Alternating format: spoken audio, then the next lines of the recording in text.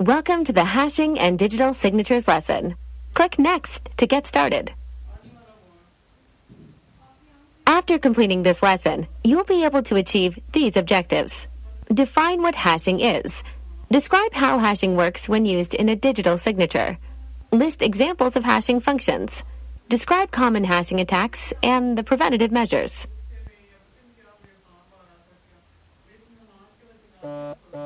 What is hashing?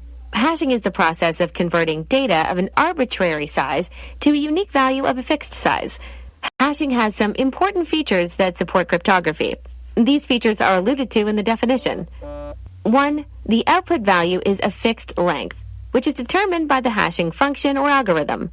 Because the output value is always the same size for a given algorithm, the bad actor has no intelligence about the size of the input data. It could be a 12-character password or a 6-page document. The bad actor has no idea. 2. To avoid collisions, the output value is unique for every input value, just like a fingerprint is unique for every human being. This feature makes hashing very useful when you want to detect changes to data. For example, should someone tamper with an electronic document, even if it's a small change, when comparing the hash output of the original document with the output of the altered document, you'd see that the two outputs are completely different and be alerted to the tampering. And 3. Hashing is non-reversible or goes only one way. This means that if you run the output value through the hashing function, you will not get the input value. You will get an output value of the original output value. This feature denies a bad actor the opportunity to use the output value to reverse engineer and calculate the input value. These 3 security features of hashing play an important role in cryptography, especially when generating a digital signature. Click on the underlined words for more information.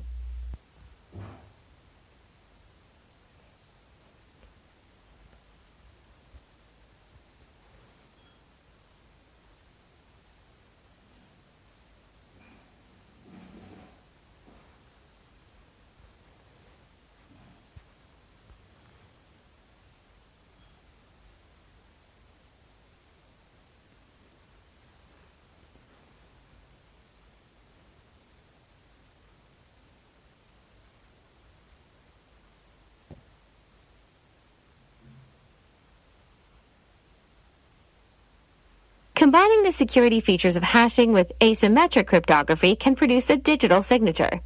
A digital signature serves a number of purposes.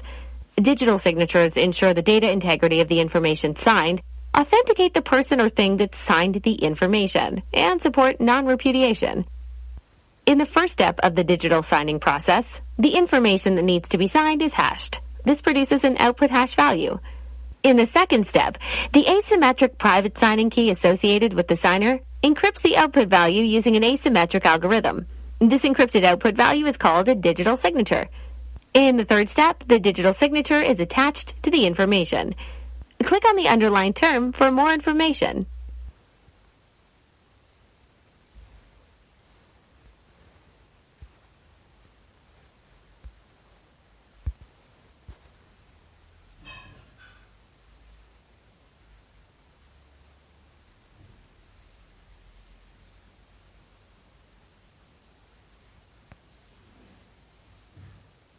In order to verify the signed information, you require the corresponding public verification key.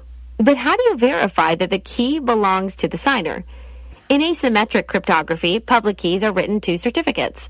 Certificates are issued and signed by a certificate authority, CA. In addition to the public key, the certificate bears the owner's name. The verification certificate can be retrieved from a repository by the receiver, or it can be attached to the signed document. In the first step of the verification process, the receiver's application hashes the information, producing a new output value. In the second step, after verifying that the signer's verification certificate is valid, the public key decrypts, in other words, verifies, the digital signature. In the third step, the verifier compares the new output value to the original output value. If they are the same, then you know that the information has not changed. Because the public key successfully decrypted the digital signature, and because the name of the owner of that key is written in the certificate, you can confirm the authenticity of the signer.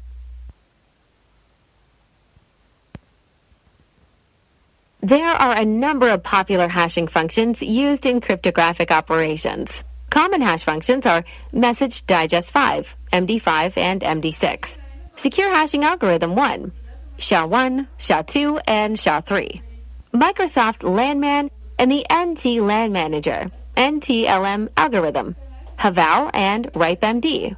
The fifth version of MD5 produces a 128-bit hash output. This function was widely used until weaknesses, primarily a susceptibility to collisions, were found. MD6 has supplanted MD5. Thereafter, SHA-1 became more popular, followed by SHA-2 and SHA-3. The SHA-1 function produces a 160-bit hash output, while SHA-2 is really a suite of hashtag algorithms. The suite contains SHA-224, SHA-256, SHA-384, and SHA-512. SHA-3 lets you decide the length of the output value. LANman was used by legacy Windows operating systems to store passwords. LANman uses the data encryption standard, DES, which was proven to be not secure and could be defeated by brute force attacks. NTLM succeeded LANman, followed by NTLM version 2. Outside of North America, Haval and RIPE-MD are popular hashing functions.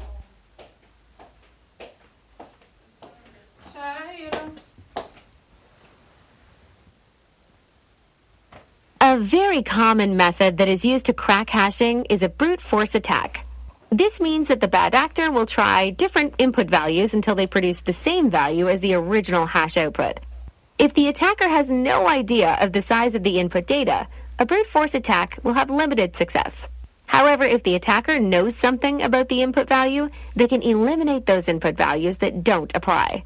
For example, if the input value is a password and the bad actor knows the password requirements, for example, that the minimum length is 10 characters and the maximum length is 20 characters, and that it must contain uppercase letters, lowercase letters, numbers, but no special characters, then they can drastically narrow down the scope of their attack.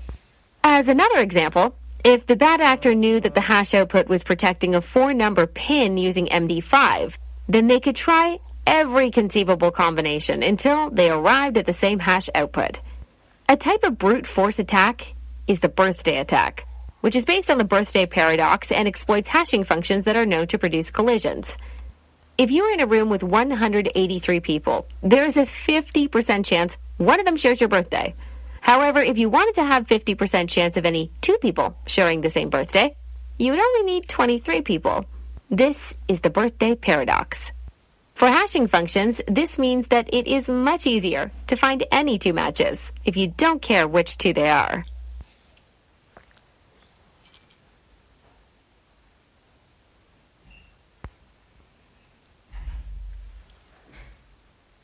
When attempting to crack a hashed password, the bad actor doesn't care if their input data matches the password, only that their input data produces the same hash output. This is because servers don't store user passwords. They store the hashes of those passwords. So if the bad actor can reproduce the hash output protecting Alice's password, they can log in as Alice. As noted earlier, a situation in which 2 or more input values produce the same output value is called a collision. The birthday attack exploits the mathematics behind the birthday problem in probability theory.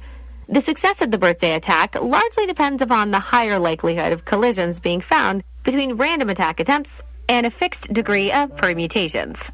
The best defense against a brute force attack is to ensure that the hash function supports an output that is long enough to be computationally infeasible to break. When hashing is used to protect passwords, increasing the length of the hash output value may not be enough if the function is susceptible to collisions. In order to protect the password hashes stored on computers, you can increase entropy through the process of key stretching. Click the underlined terms for more information. To understand the math of the birthday paradox, it may be easier to calculate the odds that no one shares a birthday and invert the results. Imagine that. As people enter a room, you ask them their birthdays. What's the chance that 2 people in that room share the same birthday? If one person enters the room, there is no chance that they share a birthday with anyone because there is no one else in the room. However, after a second person enters the room, there is a chance out of 365 that the 2 people now in the room share the same birthday. 365 is the denominator because there are 365 days in a year, omitting the leap year, or 365 possibilities. In other words, there is a 364 out of 365 chance that these two people will not share the same birthday. When the third person enters the room, they must avoid two birthdays. Thus, the chance that the third person will not share a birthday with the first or second person is 363 out of 365. To determine the probability that none of the three people in the room share a birthday, you must multiply the last result with this fraction. 0.9973 multiplied by 363 divided by 365. When the fourth person enters the room, they must avoid three birthdays. The last result, 0.9918, is multiplied by 362 divided by 365. If you advance ahead to the 23rd person entering the room, there are 23 days that you have to avoid. Therefore, a 343 divided by 365 chance of not sharing the same birthday. However, when you account for all the people in the room, 0.5243 multiplied by 343 divided by 365, the result is a surprising 0.4927. In other words, there's about a 49% chance that two people in a room of 23 people will not share the same birthday, or a 51% chance that they will.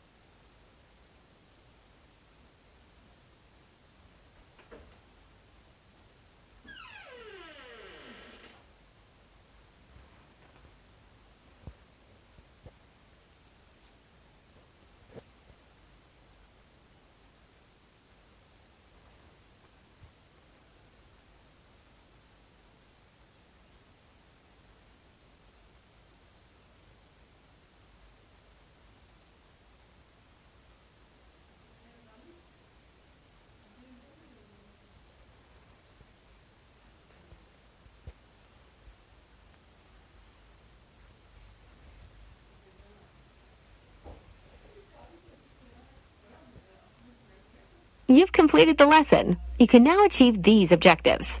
Define what hashing is. Describe how hashing works when used in a digital signature. List examples of hashing functions. Describe common hashing attacks and the preventative measures.